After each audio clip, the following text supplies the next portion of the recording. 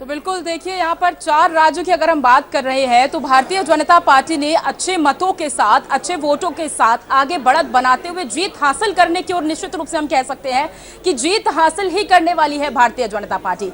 गोवा, मणिपुर, उत्तराखंड और उत्तर प्रदेश, ये 4 राज्य ऐसे हैं जहां पर भारतीय जनता पार्टी को एक बहुत अच्छी जीत निकलकर सामने आ रही है।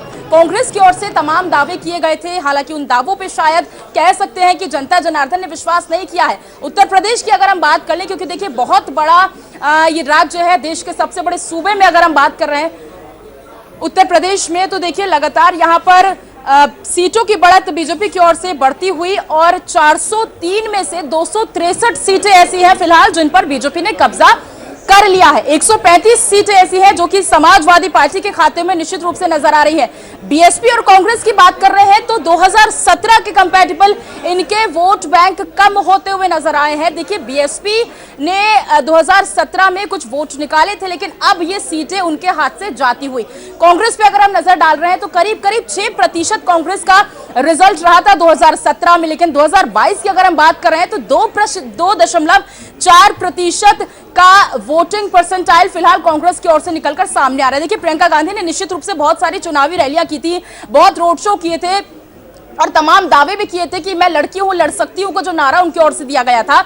उन्होंने निश्चित रूप से कहा था कि देखिए, जीत का दावा तो कांग्रेस की ओर से कभी नहीं किया गया, लेकिन उन्होंने जरूर बोला था कि जनता हम पे भरोसा जताएगी। और क्योंकि 32 साल पहले, यानी कि कई अरसों पहले कांग्रेस हुआ करती थी उत्तर प्रदेश में।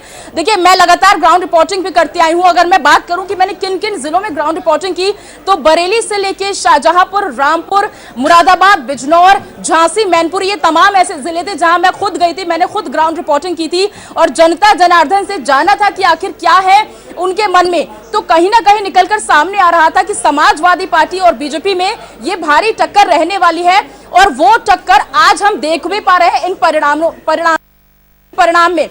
रजत सिन्हा हमारे साथ जुड़े हुए हैं लखनऊ से। आपका रुख करते हुए रजत, क्या लगता है आपको? देखिए, जो बीजेपी ने दिया था वो तो फिलहाल क्रॉस होता नजर नहीं आ रहा है। 263 सीटें फिलहाल बीजेपी के खाते में जाती हुई, लेकिन समाजवादी पार्टी के वोट्स यहां पर बढ़, कहीं ना कहीं देखिए जीत तो नहीं पाई है समाजवादी पार्टी, लेकिन जो सीट्स हैं वो निश्चित रूप से बढ़ती हुई नजर आ रही हैं। जी,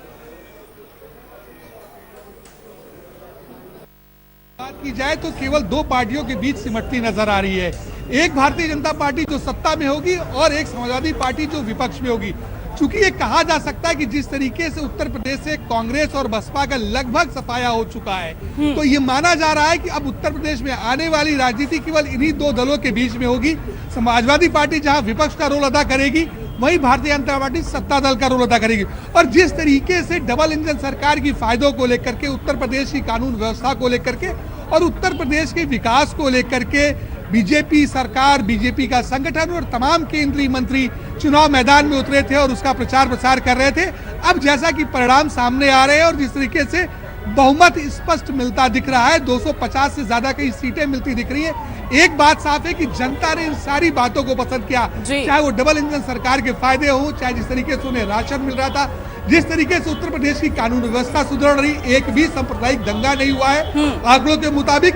कहीं न कहीं जिस तरीके से डेवलपमेंट की बात रही है, चाहे पूर्वांचल एक्सप्रेस वे हो, चाहे बुंदेलखंड एक्सप्रेस वे हो, या तमाम जिस तरीके से इन्वेस्टर समिट मीट हुई और उनमें हजारों करोड़ रुपए के एमओयू साइन हुए, तो कहीं न कहीं उत्तर प्रदेश की जनता ने ये बात जरूर देखी और शायद उसी को आधार बनाया। और जो बात लगातार विपक्ष उठा रहा था कि कोविड काल में जिस तरीके से मिसमैनेजमेंट हुआ, जिस तरीके से किसान धरने पर बैठे थे, किसान का आंदोलन चल रहा था, पश्चिमी उत्तर प्रदेश में किसान नाराज थे, वो कुछ ये अब कहा जा सकता है कि उस तरीका का कोई परिणाम भाजपा के खिलाफ नहीं आया। हाँ, ये बात जरूर है जो आप कह रही है कि नारा था 300 के पार, लेकिन लगभग 300 के आसपास कहा जाता है। 263 265 सीटें भारतीय जनता पार्टी, जो अभी के आंकड़े आ रहे हैं, जो रुझान अब लगभग खत्म हो रहे हैं, उस हिसाब से भारतीय जनता पार्टी पाने जा रही है। ये बात भी जरूर यहाँ पर ध्यान रखने एक और महत्वपूर्ण बात यहाँ पर यह है कि जो फ्री की बातें यहाँ पर विपक्षी पार्टियों की ओर से कही जा रही थी, चाहे वो कांग्रेस हो, कांग्रेस ने कहा था कि हम महिलाओं के लिए इतने प्रतिशत सीट्स पे प्रत्याशी बना रहे हैं, तो उसे भी नकार दिया यहाँ पर जनता जनार्दन ने।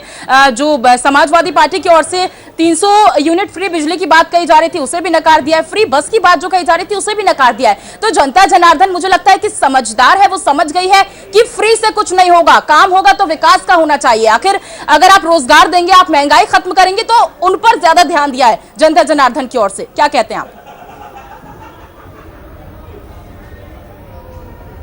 देखिए, निश्चित ही जिस तरीके से प्रियंका गांधी ने पिछले 2 सालों से उत्तर प्रदेश में कांग्रेस की समान राष्ट्रीय महासचिव के रूप में संभाल रखी थी, वो उत्तर प्रदेश की प्रभारी भी थी। लड़की हूं, लड़ सकती हूं का नारा दिया था उन्होंने, और उत्तर प्रदेश की विधानसभा में 150 से ज्यादा टिकट महिलाओं को दिए थे।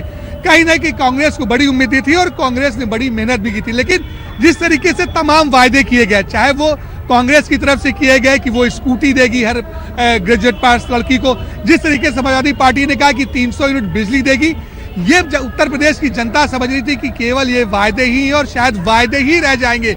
लेकिन भारतीय जनता पार्टी ने जो 2017 के अपने संकल्प पत्र में कहा था, उनमें से 90% से ज्यादा बातें पूरी की, और ऐसा खुद भाजपा के शीर्ष नेताओं का कहना है। और इस बार अभी मेरी कुछ समय पहले ही उत्तर प्रदेश के उप मुख्यमंत्री डॉक्टर दिनेश शर्मा से बात हो रही थी, और जब मैंने उनसे सवाल पूछा कि इस बार का जो आपका संकल्प पत्र है, घोषणा पत्र, वो कितना पूरा होगा, तो उनका जवाब था कि इस बार का घोषणा पत्र, जो उनका संकल्प पत्र भारतीय जनता पार्टी का है, वो 100% पूरा होगा। वो उत्तर प्रदेश को भारतीय जनता पार्टी की सरकार विकास के रास्ते पर और आगे ले जाएगी।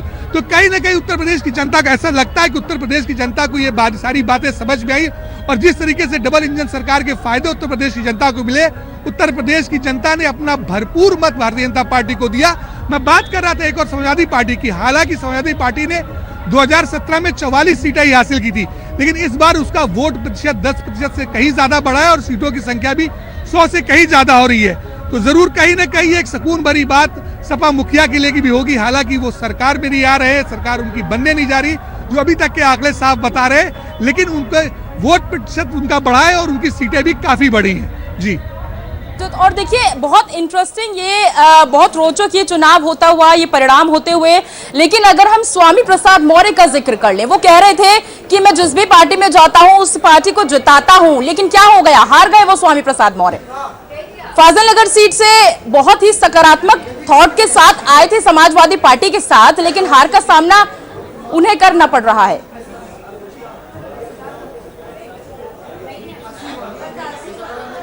बताऊं, अभी कुछ समय पहले बनारस में हमारे ग्रुप एडिटर रमेश अवस्थी जी ने केंद्रीय सूचना प्रसारण मंत्री अनुराग ठाकुर का एक इंटरव्यू किया था।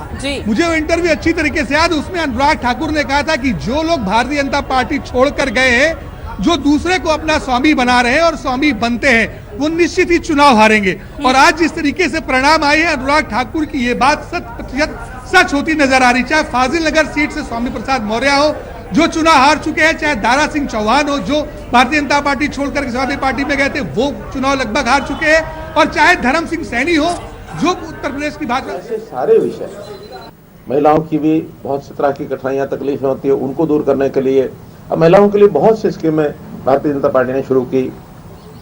उज्ज्वला स्कीम है, और फिर उसमें घर घर पानी देने की स्कीम है।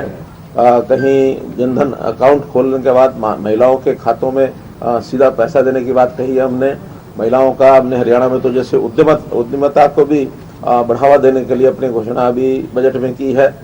बेटी बचाओ बेटी पढ़ाओ का भी एक बड़ा अभियान सारे देश में लिया गया, हरियाणा में विशेष तौर पर लिया गया।